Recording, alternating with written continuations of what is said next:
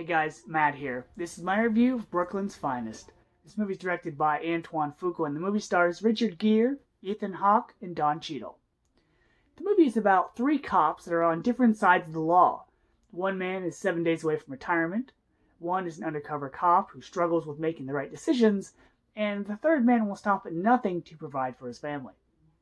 When you have a movie from Antoine Fuqua, whether it's Training Day or The Equalizer or this, you can best believe that he's going to get everything out of his actors, and he does here. Richard Gere plays a cop who's about to retire, and so he seemingly just doesn't care about the job anymore. He only has 7 days, as he likes to repeat. So when he takes on young recruits and tries to haphazardly show them the ropes, he means well, but he's also ready to get out of there. So he does a really good job. I've never really been a big fan of Richard Gere, but here he plays both sides of this character. He actually puts forth an effort.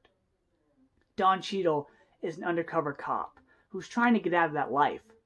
He meets up with an old buddy of his played by Will Patton, who's also a great actor that pops up in this movie, and he's trying to get out of this life.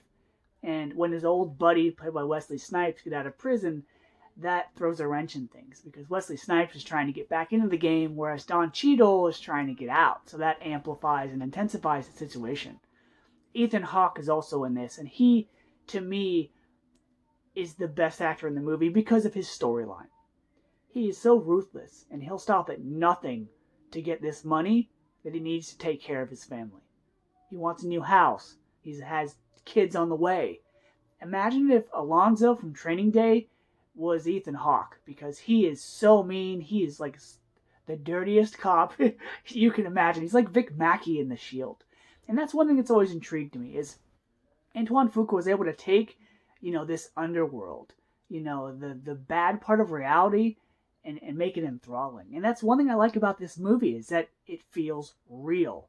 The conversations people have, the fights they get into, the dialogue, the decisions they make, albeit easy choices or difficult choices, they all seem real, like you're watching a documentary. And I like movies also where it has a bunch of actors that may or may not cross paths. And yes, these characters do intersect, literally, and it really pays off in the third act. There's a bunch of other actors in this movie that like to pop up. You've got Vincent D'Onofrio has a small role, Will Patton, as I said, Ellen Barkin, and a couple others. This movie feels real, and you don't really root for anyone, but you're really intrigued as to what decisions they're going to make, because some characters want to better themselves, others just can't help but dig themselves deeper. So because this movie is realistic and it'll leave you gritty and it'll stick with you, I'm going to give Brooklyn's Finest an A. So until next time, guys, see ya.